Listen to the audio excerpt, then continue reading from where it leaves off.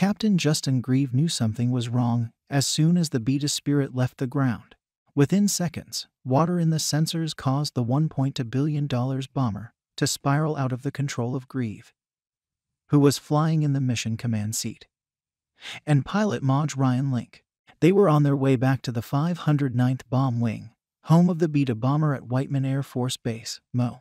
As soon as the plane did something that I knew wasn't doing, I said, "We gotta get out," Grieve recalled Wednesday during his first interview following the Feb 23 crash at Andersen Air Force Base, Guam. The plane was 30 feet off the ground when the left wing struck the runway, and Grieve made the fateful move to eject, a function that works simultaneously for both pilots during takeoff. "We didn't have control of anything. We were along for the ride," he said. "It felt like the plane was going to crash. I remember looking at my hands and saying, 'You've got to be kidding me.' I put my head back, closed my eyes, and pulled as hard as I could." After rocketing 100 feet into the air, Grieve hit the ground with a thud. The bomber exploded just 50 yards from where he landed, the most costly loss of an Air Force aircraft in history. It was a move Grieve, 30, believes he made thanks to his background as a flight instructor.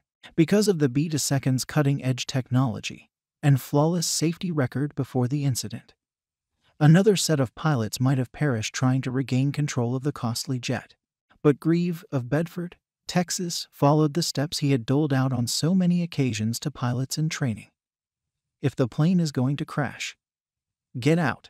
"It was a plane and it wasn't working right," said Grieve. "I think that mentality saved our lives." Ryan survived with only minor injuries, but Grieve broke his back and spent the better part of 4 months in a back brace, unable to fly or even drive. He got back into the cockpit for the first time about 6 weeks ago, a little shaky but far from unnerved.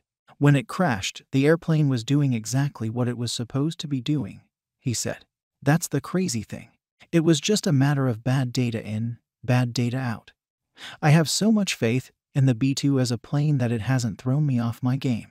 Moisture trapped in 3 of the 24 sensors that feed information to the bomber's computer system made the plane think it was pointed downward, causing the nose to suddenly jerk upward and out of control, according to an Air Combat Command crash report issued in June.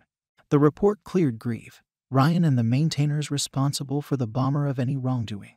Last month, Grieve met the technician who packed his parachute, Staff Sergeant Genevieve Simmons. "It was a teary-eyed moment for both of us," said Grieve, who gave Simmons the Air Force coin he was carrying during the crash. After their meeting, Simmons, 24, asked Grieve to act as her re-enlistment officer. "It was really meaningful," said Simmons, 24, by phone from Whiteman Air Force Base. "It's something that not many people in my career field ever get to experience. When a plane goes down, everybody usually dies. You don't hear about a good ejection very often." While Grieve, a husband and father of 1, considers himself lucky, he doesn't think of the incident as a near-death experience. "My dad said, 'You didn't almost die. You did exactly what you were supposed to do.'